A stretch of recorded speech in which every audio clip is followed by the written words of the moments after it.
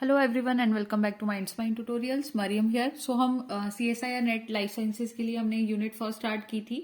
जो अरिहंत की बुक है हम उसको फॉलो करते हुए थोड़ा यहाँ पर कंसेप्ट देख रहे थे। तो आज हमारा जो प्रीवियस टॉपिक था हमारा आपको याद होगा वो जो कि यहाँ से हमने स्टार्ट किया था, एक बार हम उसको भी देख ही लेते हैं फिर हम लोग आगे स्टार्ट करते हैं।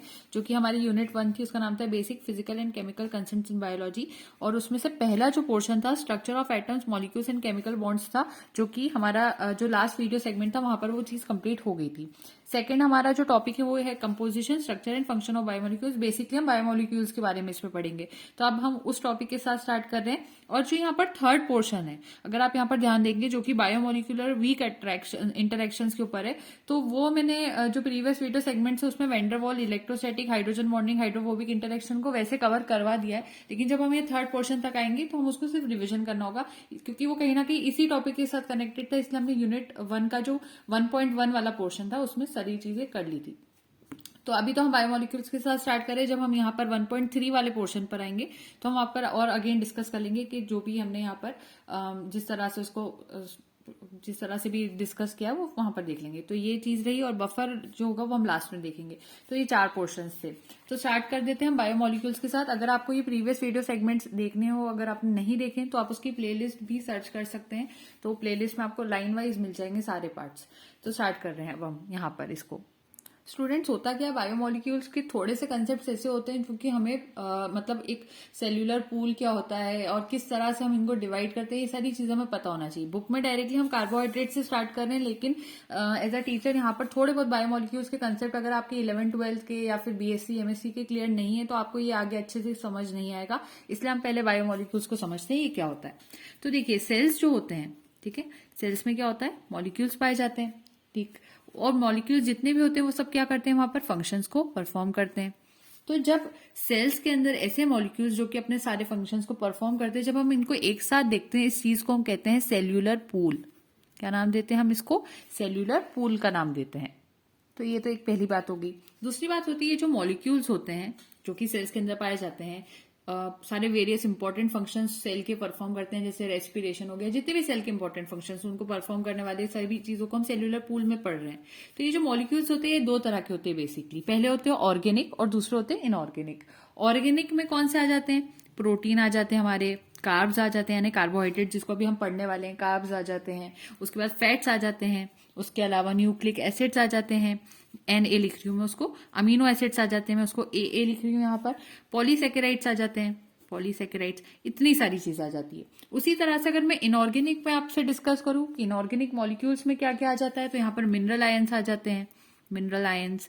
उसके अलावा वाटर आ जाता है, H2O के मॉलिक्यूल्स आ जाते हैं, ये सभी चीजें आ जाती है। और आगे थोड़ा और डिटेल बताऊं तो ये जो मिनरल आयंस होते हैं, मिनरल आयंस जो कि इनऑर्गेनिक मॉलिक्यूल्स हैं, इसके अंदर 17 एसेंशियल मिनरल आयंस पाए जाते हैं प्लांट्स के अंदर, और उसके अलावा 24 एसेंशियल मिनरल आयंस पाए जाते हैं एनिमल्स के अंदर। किस में पाए जाते हैं? एनिमल्स में पाए जाते हैं, राइट। इतनी चीज तो हमें यहाँ पर क्लियर हो जाती है। ये इस पे क्वेश्चन आ सकता है, इसलिए मैंने ये पॉइंट एक्स्ट्रा यहाँ पर ऐड कर दिया। ये इंट्रोडक्शन में हम कहीं ना कहीं पढ़ रहे हैं। अब इसके बाद बात होती है कि अगर हमें पहचानना है कि कोई भी चीज के अंदर, किसी भी टिश्यू के अंदर, फॉर एग्जाम्पल आपको कोई टिश्यू का पोर्शन दे दिया जाए और पूछा जाए कि इस टिश्यू में बताइए कि प्रोटीन है, कार्बोहाइड्रेट्स है, लिपिड्स है, क्या चीज है इसमें, अगर आपको पता करना होगा तो आप किस तरह से पता करेंगे? तो इसकी एक प्रोसेस होती है। आपने घर में देखा होगा, एक चीज होती है मोर्टर और पेस्टल, ऐसे एक चीज रहती है इस टाइप से। जैसे हम कोई भी चीज को अगर पीसना होता है तो हम पीस लेते हैं, तो मोर्टर और क्या कहते हैं इसको? पेस्टल कहते हैं, पेस्टल। ये हमारे घरों में होती है। तो मोर्टर पेस्टल में आपको क्या करना है, कोई भी लिविंग टिश्यू, फॉर एग्जांपल आपके पास है एक लिविंग टिश्यू, मैं लिविंग टिश्यू को यहाँ पे लिख देती हूँ, एक लिविंग टिश्यू है आपके पास। आप इसको लिविंग टिश्यू को इस मोर्टर पेस्टल के अंदर डाल देंगे, डाल दिया। अब उसके अंदर रखने के बाद आप क्या करोगे, ट्राइक्लोरो एसिटिक एसिड इस पे डालोगे। ट्राइक्लोरो, वर्ड्स याद कर लेना है, ट्राइक्लोरो एसिटिक एसिड हम इसके ऊपर डालते हैं और उसको ग्राइंड करते हैं, अच्छे से पीसते हैं। कोई लिविंग टिश्यू, फॉर एग्जांपल आपने लिवर का ही पोर्शन ले लिया किसी चीज का, उसको ट्राइक्लोरो एसिटिक एसिड में वाटर पेस्टल में ग्राइंड किया। अब जब आपने यहाँ पर इसको अच्छे से पीस दिया, लिविंग टिश्यू को, ट्राइक्लोरो एसिटिक एसिड को अच्छे से ग्राइंड कर दिया, ठीक है, ग्राइंड कर दिया आपने। अब आपको क्या करना है, इसको एक फिल्टर करके देखना है। तो आपने यहाँ पर एक फनल लगी, इसके ऊपर आपने एक मसलिन क्लॉथ लगा दिया, फॉर से एक कपड़ा लगा दिया जो पतला सा कॉटन का होता है वो लगाया, और आपने ये जो मिक्सचर यहाँ पर बना था उसको यहाँ से फिल्टर करवा दिया। जब आप इसको यहाँ से फिल्टर करवाओगे तो कुछ जो पार्टिकल्स रहेंगे वो ऊपर ही रह जाएंगे। वो जो पार्टिकल्स होंगे हम उसको कहते हैं एसिड इनसॉल्युबल पूल। क्या कहते हैं इसको? Acid insoluble pool. और कुछ जो पार्टिकल्स हो गए इस स्लरी में, यहाँ एक स्लरी बनी आपके पास, क्या बना है यहाँ पर? एक स्लरी बनी, हम इसको स्लरी कह रहे हैं। तो स्लरी को जब आपने यहाँ से पास करवाया तो कुछ ऊपर ही रह जाएंगे, कुछ पास होकर नीचे आ जाएंगे। तो जो पास होकर नीचे आ गए हम उसको कहेंगे वो एसिड सॉल्युबल पूल था। तभी वो सॉल्युबल इतने छोटे पार्टिकल्स से कि वो इस चीज को कवर जो हमने लगाया था मसलिन क्लॉथ उसको पास होकर नीचे की तरफ आ गए और कुछ ऊपर ही रह गए। तो ऊपर वाले एसिड इनसॉल्युबल पूल है और नीचे वाले एसिड सॉल्युबल पूल है। जो नीचे आ गए जाहिर सी बात है वो बहुत ज्यादा छोटे होंगे, तभी उन्होंने उस कपड़े को पार कर दिया, पास कर दिया वहां से। इसी वजह से इनका मॉलिक्यूलर वेट कोई पूछ लेता है हमसे तो वो होता है 18 से लेकर 800 डाल्टन्स। राइट, ये याद रखना है आपको। और जो हमारी दूसरी कैटेगरी है ऊपर वाली एसिड इंसॉल्युबल पूल की, तो उसका जो वेट होता है वो मोर देन 10,000 डाल्टन्स तक हो सकता है, ये आपको याद रखना है। अब यहाँ पर जो एसिड इंसॉल्युबल पूल में आते हैं AIP, एक एसिड इंसॉल्युबल पूल है और एक है एसिड सॉल्युबल पूल। मैं इसको ASP लिख रही हूँ यहाँ पर, ये ASP है और ये AIP फॉर से, ठीक है। तो ये दो चीज हो जाती है। तो यहाँ पर AIP यानी कि एसिड इंसॉल्युबल पूल में जो चीज आती है वो कौन कौन सी होती है? इसमें प्रोटीन रह जाते हैं, यानी प्रोटीन यहाँ पर इस कवर जो हमने लगाया था या फिर मसलिन क्लॉथ हमने लगाया था उसको पास नहीं कर पाता है। तो प्रोटीन यहाँ पर आ सकते हैं, न्यूक्लिक एसिड्स यहाँ पर आ सकते हैं जिसमें क्या आ जाएगा DNA, RNA मान लीजिए, वो भी आ जाएंगे इसके अंदर न्यूक्लिक एसिड्स में। और पॉलीसेकेराइड्स हो गए हमारे, पॉलीसेकेराइड्स भी पास नहीं कर पाते उस मसलिन क्लॉथ को यहाँ। उसके बाद हमारे पास इसमें मतलब ग्लाइकोजन आ जाता है, काइटिन आ जाता है, वो ठीक है। उसके अलावा सबसे इंपॉर्टेंट चीज अब आती है कि यहाँ पर जो एसिड इंसॉल्युबल पूल है उसमें आते हैं लिपिड्स। ये बहुत इंपॉर्टेंट है, इस पे क्वेश्चन पूछा जाता है। तो अब यहाँ पर लिपिड्स आते हैं, लेकिन लिपिड्स का जो मॉलिक्यूलर वेट होता है वो 800 डाल्टन्स होता है। अब यहाँ पर मैंने आपको क्या बताया था कि 18 से लेकर 800 डाल्टन्स वाले जितने भी होते हैं वो एसिड सॉल्युबल पूल में आते हैं। तो अगर इसका 800 डाल्टन्स वेट था तो इसको तो आप सोचेंगे मैं इसको एसिड सॉल्युबल पूल में क्यों नहीं रख रही हूं, मैं इसको एसिड इनसॉल्युबल पूल में क्यों रख रही हूं? ये सबसे बड़ा क्वेश्चन है।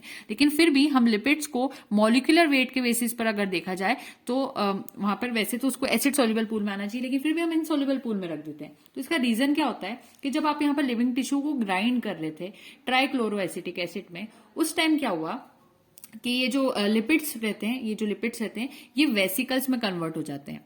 किस में कन्वर्ट हो जाते हैं? वेसिकल्स में। जब ये वाली स्टेज चल रही होती है जब आप इसको पीस रहे थे तो ये वेसिकल्स में कन्वर्ट हो जाते हैं। और जब ये वेसिकल्स में कन्वर्ट होते हैं तो इनकी प्रॉब्लम ये होती है कि ये एक तरह से मतलब सॉल्युबल होते हैं, वाटर सॉल्युबल होते हैं, और एसिड में भी थोड़ा वाटर होता है।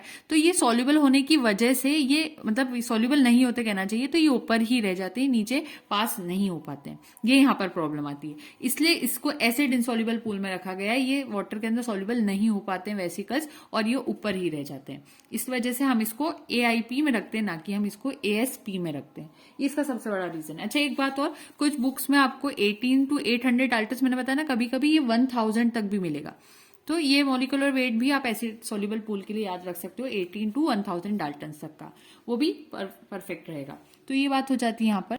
तो ये चीज आपको याद रखना है कि ऐसे तो लिपिड्स को आप एसिड इनसॉल्युबल पूल में रखते हो, एसिड सॉल्युबल पूल में नहीं रखते हो, पहली चीज तो ये हो जाती है। लेकिन अगर कभी कोई इसको माइक्रो मॉलिक्यूल्स और मैक्रो मॉलिक्यूल्स के बेसिस पर डिवाइड कर देता है, माइक्रो और मैक्रो की बेसिस पर, तो आपको याद रखना है कि माइक्रो का जो वेट होता है वो 18 से लेकर 800 या फिर आप 1000 भी कह सकते हो, 1000 भी कह सकते हो, इतने डाल्टन्स हो सकता है। और इसका आप समझ लो कि 10,000 ले लो आप, 10,000 या फिर और मोर, इतना डाल्टन्स भी वेट हो सकता है मैक्रो का।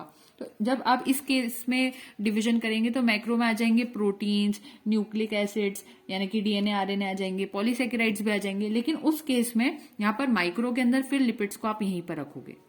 आप यहाँ पर मत करना ऐसा कि लिपिड्स को मैक्रो में रख दिया, नहीं, वेट के बेसिस पे डायरेक्टली डिवाइड कर रहे हो तो वो माइक्रो में जाएगा। लेकिन AIP और ASP के बेसिस पे डिवाइड कर रहे हो तो लिपिड्स को आप एसिड इनसॉल्युबल पूल में रखते हो। तो आई होप ये कंसेप्ट आपको क्लियर हो गया होगा, क्योंकि नॉर्मली ये कंसेप्ट बुक्स में इतना ज्यादा नहीं मिलता है शुरुआत में, इंट्रोडक्शन में। और अगर आप पीएचडी कर रहे हैं तो आपका इतना माइंड क्लियर होना चाहिए कि रिसर्च में भी जब आप आगे अगर जाते हैं, जाएंगी सही, आप अच्छे से अगर चाहते हैं तो डेफिनेटली आपका सिलेक्शन होगा यहाँ पर। तो वो चीज रहती है कि अगर आप ये छोटे छोटे कंसेप्ट अगर नहीं पढ़ते हुए चल रहे हैं, आपको नहीं पता है कि एएसपी एआईपी में क्यों हम लिपिड्स को कहाँ रख रहे हैं, कैसे रख रहे हैं, क्या रीजन है, तो फिर वहां पर आगे इतना पढ़ने से मतलब नहीं रहता। क्योंकि पीएचडी में आप लेवल बिल्कुल लास्ट लेवल तक पढ़ाई कर रहे हो, तो आपके सारे बेसिक कंसेप्ट क्लियर होना चाहिए। आप लेक्चरशिप में जा रहे हैं तो वो भी आपको पता होना चाहिए। That's why I am taking थोड़ा सा टाइम फॉर यू, और थोड़ा सा हम डिटेल में यहाँ पर देख रहे हैं इस चीज को। एक तो ये हो जाती है। अब फाइनली कार्बोहाइड्रेट से स्टार्ट करते हैं। तो अब देखो, कार्बोहाइड्रेट्स को थोड़ा बहुत पहले मैं अपने कॉपी पेन पे बता देती हूँ, फिर हम लोग बुकिश लैंग्वेज में भी देखेंगे उसको। कार्बोहाइड्रेट्स,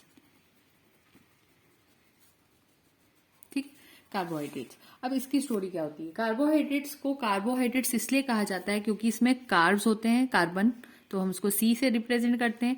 हाइड्रेट्स होते हैं यानी हाइड्रोजन भी होती है, और इसमें ऑक्सीजन भी होता है।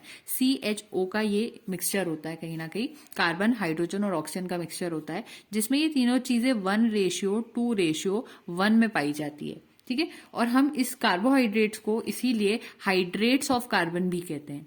इसको शॉर्ट में हाइड्रेट्स ऑफ कार्बन भी कहा जाता है, ठीक है। और इसका फॉर्मूला होता है CnH2nOn, ठीक।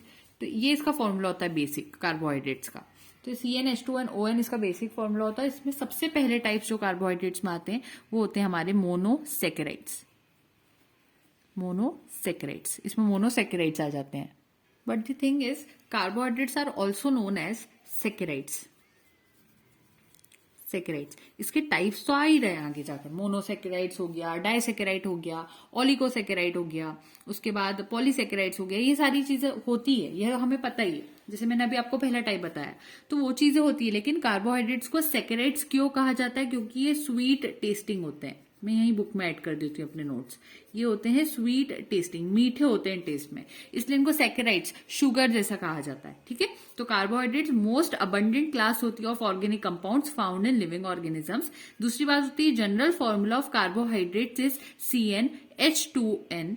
ये मैंने आपको शॉर्ट में बताया। अगर वो फॉर्मूला आपको ज्यादा अच्छा लग रहा है, क्योंकि थोड़ा सा कॉम्प्लिकेटेड लगता है, समझ में नहीं आता बच्चों को, लेकिन ये n यहाँ 2 से भी मल्टीप्लाई हो जाएगा, O से भी हो जाएगा, तो ये इसी तरह का दिखाई देगा, CnH2nOn, यही फॉर्मूला है, ठीक है। तो ये तो फॉर्मूला हो गया। Next thing is, carbohydrates are a major source of metabolic energy for both plants and animals. Carbohydrates बहुत अच्छा मेटाबॉलिक एनर्जी का सोर्स होते हैं, चाहे प्लांट्स ले लो या एनिमल्स ले लो, दोनों के अंदर होते हैं। Next is, single units of sugar such as glucose are called monosaccharides. अब देखो, ये थोड़ा सा फिर कॉम्प्लिकेटेड लग रहा है। टाइप्स अगर कोई पूछ लेता है कार्बोहाइड्रेट्स के, तो वो होते हैं मोनोसेकेराइड्स, दूसरे होते हैं डाइसेकेराइड्स, तो डाइसेकेराइड्स का नाम ये रहा। उसके बाद होते हैं ओलिगोसेकेराइड्स, और लास्ट होते हैं पॉलीसेकेराइड्स। अब इसको मोनो, डाइसेकेराइड, ओलिगोसेकेराइड्स, पॉलीसेकेराइड्स क्यों कहा जाता है? तो देखो, अगर एक यूनिट से बन रहा है, ठीक है, एक यूनिट ऑफ कार्बन है वहां पर, या एक यूनिट जो शुगर्स की होती है वो वहां पर देखने को मिल रही है, तो उसको अगर एक यूनिट पे देखते हो तो उसको मोनोसेकेराइड कहते हैं। 2 यूनिट अगर देखने को मिल रही तो वो डाइसेकेराइड्स होते हैं, यानी कि 2 मोनोसेकेराइड्स मिलकर एक डाइसेकेराइड बना देते हैं, ठीक है। तो 2 यूनिट्स आ गई। अब ओलिगोसेकेराइड्स क्या होते हैं? इसमें आपको याद रखना है 3 to 7 यूनिट्स को ज्यादातर काउंट किया जाता है, 3 to 7 यूनिट्स को। और पॉलीसेकेराइड्स में 1000 यूनिट्स आ सकती है, बहुत सारी यूनिट्स, 1000 ऑफ यूनिट्स। तो ये सारी चीजें मिलकर टाइप्स ऑफ कार्बोहाइड्रेट्स में आ जाती है, जो हमें पता होना चाहिए था यहाँ पर। तो अब हम लोग स्टार्ट करते हैं मोनोसेकेराइड्स के साथ। तो मोनोसेकेराइड्स मैंने जैसे शुरू में बताया, इसमें कितनी यूनिट होती है? 1 यूनिट होती है, 1 यूनिट। इसको हम कहते हैं मोनोसेकेराइड, ये हमने समझ लिया। लेकिन ये जो मोनोसेकेराइड्स होती हैं, इसके अंदर कार्बन नंबर कितने होते हैं? ये 1 यूनिट तो है, लेकिन इसमें कार्बन नंबर कितना होता है? तो कार्बन नंबर यहाँ पर 3 से लेकर 7 हो सकता है। कभी कभी बच्चे कंफ्यूज हो जाते हैं कि 3 से 7 की बात हो रही है तो अच्छा ओलिगोसेकेराइड्स की बात हो रही है। नहीं, यहाँ ओलिगोसेकेराइड्स यूनिट्स होते हैं। मैं यहाँ पर यूनिट्स की बात नहीं कर रही हूँ, अब मैं बात कर रही हूँ कार्बन नंबर की। कितने कार्बन है, नंबर ऑफ कार्बन की बात कर रही हूँ, कितने कार्बन है। तो नंबर ऑफ कार्बन यहाँ पर 3, 4, 5, 6, 7 हो सकते हैं। 3 कार्बन भी हो सकते हैं, 4 भी हो सकते हैं, 5 भी हो सकते हैं, 6 भी हो सकते हैं, और 7 भी हो सकते हैं, 3 to 7 हो सकते हैं। तो इनको हम कहते हैं मोनोसेकेराइड्स। तो जब अगर 3 कार्बन वाला मोनोसेकेराइड है, यूनिट एक ही होगा, ठीक है, यूनिट एक ही होगा, लेकिन अगर 3 कार्बन है किसी मोनोसेकेराइड में, तो ऐसे शुगर को हम कहते हैं ट्रायोज शुगर। उसके बाद अगर 4 कार्बन है तो हम उसको कहते हैं टेट्रोज शुगर। उसके बाद अगर 5 कार्बन है तो हम उसको कहते हैं पेंटोज शुगर। 6 कार्बन आ जाएंगे तो हेक्सोज शुगर। 7 कार्बन आ जाएंगे तो आ जाएगी हेप्टोज शुगर। ये नाम होते हैं। आपने यहाँ पर पेंटोज और हेक्सोज शुगर्स का बहुत नाम सुना होगा। जब हम डीएनए आरएनए पढ़ते हैं, हमारे टीचर्स हमें हमेशा बताते थे कि पेंटोज शुगर यूज हो रही है, हेक्सोज शुगर हो रही है। ये आ कहां से रही थी, अब आपको उसकी हिस्ट्री भी पता है कि ये कार्बोहाइड्रेट्स के पहला टाइप जो मोनोसेक्राइड्स होता है उसमें कार्बन नंबर के बेसिस पर बनाई जाती है ये 5 चीजें, राइट। तो ये पहली चीज होगी जो कि आपको याद होना चाहिए यहाँ पर। तो अभी कार्बन का अगर हमें फॉर्मूला पता है CnH2nOn होता है और कार्बन नंबर भी बता दिया, तो अब इसको आप सॉल्व करके देखो। तो C3 है तो H 6 हो जाएगा, O 3 हो जाएगा। C4 है तो H कितना हो जाएगा, 4 2 जा कितना होता है 8, C4H8 O4 हो जाएगा। उसके बाद C5 है तो H क्या हो जाएगा, 5 2 जा 10 होता है। फॉर्मूला देखो H10 और O as it is N का N आ जाएगा तो 5 हो जाएगा। C6 है तो 6 2 जा 12 होता है तो H12 हो जाएगा, O6 हो जाएगा। C7 तो H यहाँ पर हो जाएगा 2 इंटू 7 तो हो जाएगा 14 तो O हो जाएगा यहाँ पर अगेन 7। इस टाइप से आप इसके फॉर्मूलाज भी बना सकते हैं। फॉर्मूला भी आ गया हमारा यहाँ पर। सो अब ये तो बात आ जाती है, लेकिन यहाँ पर हम डिटेल में जो मैं आपको बताऊंगी, थोड़ा पेंटोज और हेक्सोज पे मैं आपको ज्यादा फोकस करवा दूंगी क्योंकि वो थोड़े ज्यादा इंपॉर्टेंट रहती है। बाकी पर हम इतना नहीं करेंगे, लेकिन यहाँ पर एटलीस्ट एग्जांपल्स में आपको यहाँ मेंशन कर दूं वो ज्यादा अच्छा रहेगा। तो ट्रायोज शुगर में आपने जब आप रिएक्शंस पढ़ते हो ना कहीं नाम सुना होगा ग्लिसरल्डिहाइड का। तो ग्लिसरल्डिहाइड जो शुगर है ना वो ट्रायोज शुगर है, यानी कि एक तरह का मोनोसेकेराइड तो है ही, लेकिन उसमें भी ट्रायोज शुगर होता है ग्लिसरल्डिहाइड। उसके बाद एक होता है आपका एरिथ्रोज। इरिथ्रोज आपके टेट्रोज शुगर में आता है। उसके बाद आती है राइबोस और एराबिनोज ये आती है 5 कार्बन शुगर में। उसके बाद आपकी ग्लूकोज, फ्रक्टोज और एक और कौन सा होता है गैलेक्टोज, ये सारी चीजें आपकी आती है 6 कार्बन शुगर्स में, यानी कि हेक्सोज के अंदर। उसी तरह से एक 7 कार्बन शुगर का नाम सबको याद होता ही है, सीडोहेप्टुलोज जिसको हम कहते हैं, सेडोहेप्टुलोज, वो इसमें आती है। तो ये एग्जांपल्स में मैंने बता दी है। अब बुक में एक चीज बहुत अच्छी है कि ये नाम तो मैं यहाँ बता रही हूँ, लेकिन बुक में ये डायग्राम आपको यहाँ पर मिल जाएगा। Let me show you the diagram here, right. तो अब इसको थोड़ा सा देखते हैं ना। देखो ग्लिसरल्डिहाइड मैंने आपको क्या बताया, हमारा नोट्स भी हम ले लेते हैं साइड में, हमारे नोट्स भी बहुत अच्छे बन रहे हैं वैसे यहाँ पर। तो देखो ग्लिसरल्डिहाइड हमारी ट्रायोज शुगर होती है, 3 कार्बन शुगर, C3H6O3 फॉर्मूला था, राइट। तो अब देखो C3 3 C है, फिर उसके बाद H कितना होना चाहिए 6, तो 1 2 3 4 5 6, ये 2 लिखा हुआ है। उसके बाद ऑक्सीजन कितने होना चाहिए, अगेन 3 होना चाहिए, 1 2 3। सो ये ग्लिसरल्डिहाइड का फॉर्मूला हमारे पास आ जाता है। तो ग्लिसरल्डिहाइड हमारे कौन से वाले शुगर्स होते हैं, अगेन रिविजन के सेक से बता रही हूँ आपको, ये 3 कार्बन शुगर थी तो ये हमारे होते हैं ट्रायोज। क्या होते हैं ये, ट्रायोज होते हैं। उसी तरह हम देखें एरिथ्रोज हमारा जो था वो 4 कार्बन शुगर था, इसलिए हम इसको कहते हैं ये होता है टेट्रोज। उसके बाद हमारे पास और आ जाते हैं इरिथ्रोज तो हो गया। उसके बाद हमारे आते हैं राइबोस और एराबिनोज। तो राइबोस और एराबिनोज हमारे कौन से वाले शुगर थे, ये दोनों ही हमारे पेंटोज शुगर थे, तो ये आ जाता है पेंटोज वर्ड यहाँ पर।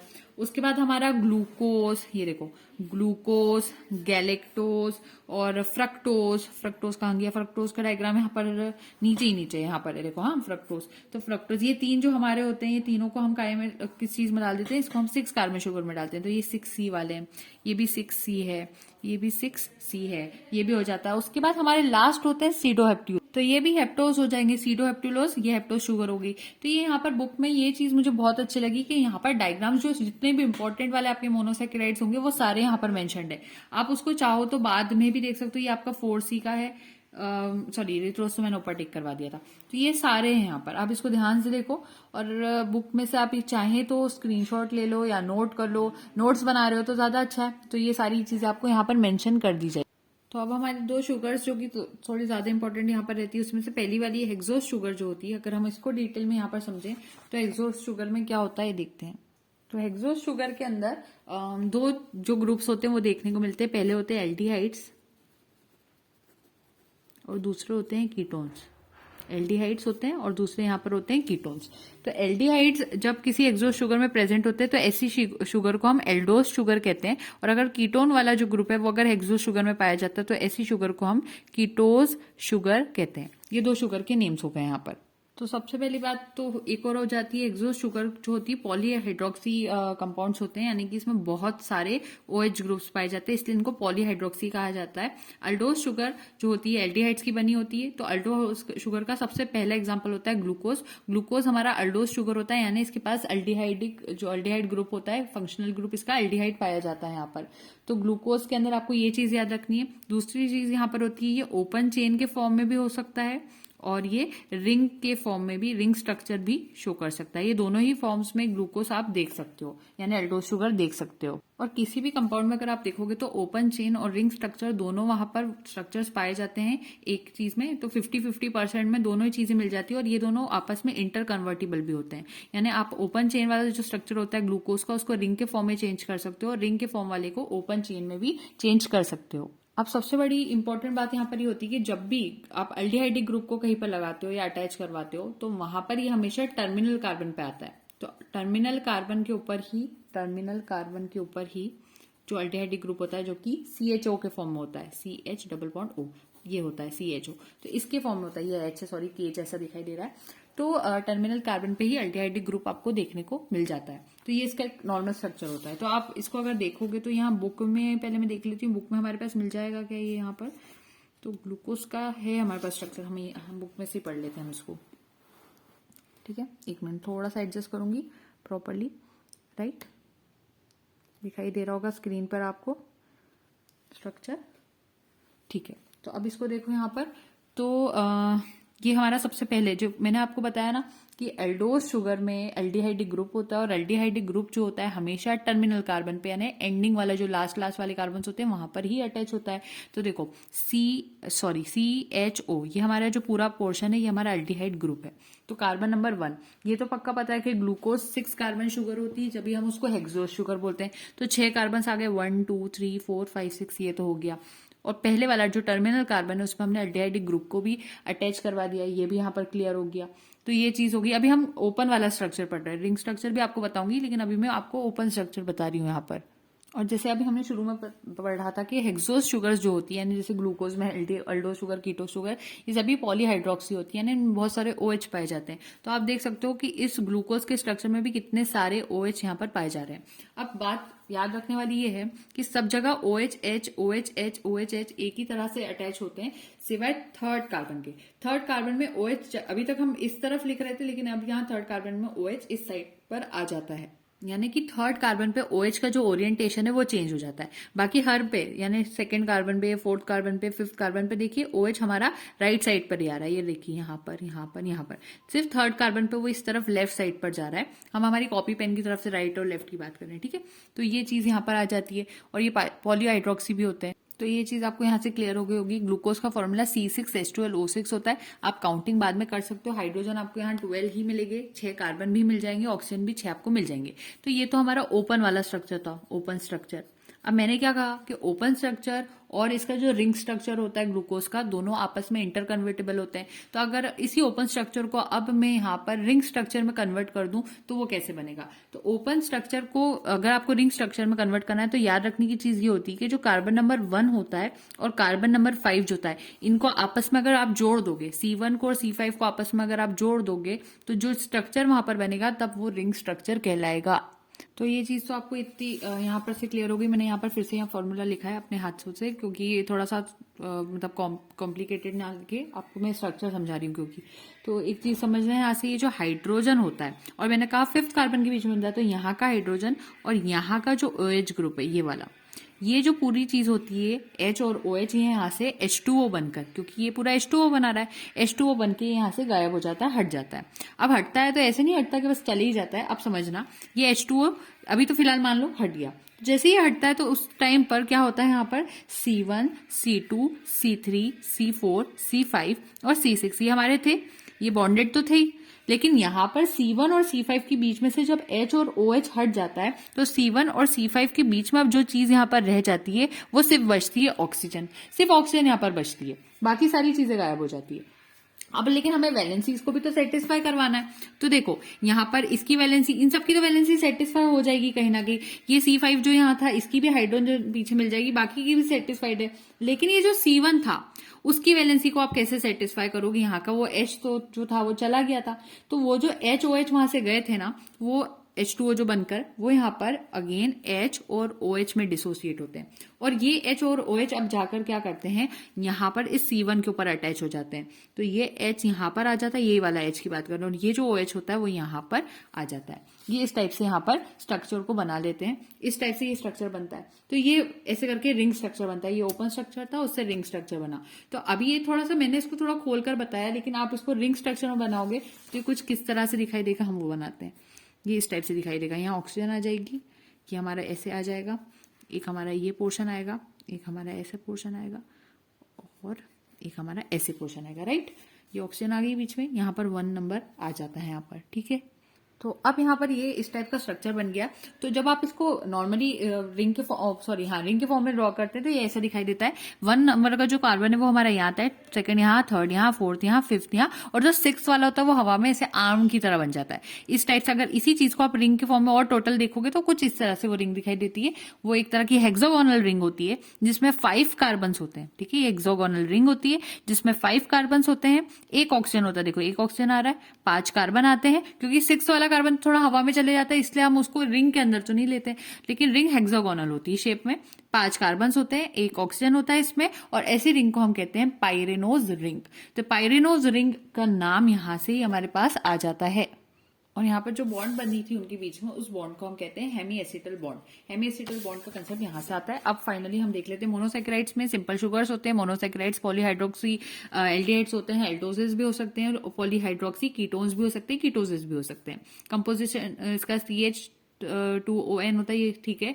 और इस फैमिली को हम कार्बोहाइड्रेट कहते हैं। टिपिकल शुगर जिसमें जो वाइडेस्ट डिस्ट्रीब्यूशन होता है नेचर में वो ग्लूकोज का होता है। फिर ग्लूकोज का स्ट्रक्चर यहाँ पर बुक में मेंशन्ड है, डी ग्लूकोज का स्ट्रक्चर इस टाइप से। उसी को अगर आप मिरर इमेज बनवा दोगे तो जैसे OHC यहाँ इधर था और H इधर था, यहाँ पर थर्ड कार्बन का OH इधर आ गया, H आ गया, और बाकी सारे OH इधर आ गए। तो वही डायग्राम है, बस मिरर इमेज कर दिया, ये हो जाता है यहाँ पर। उसको हम एल ग्लूकोज कहते हैं। फिर यहाँ पर देखो 6 मेंबर्ड रिंग जो होती है फॉर्म होती है उसको पाइरेनोज रिंग कहते हैं। मैंने समझा दिया क्या होती है, स्पेशली स्टेबल होती है।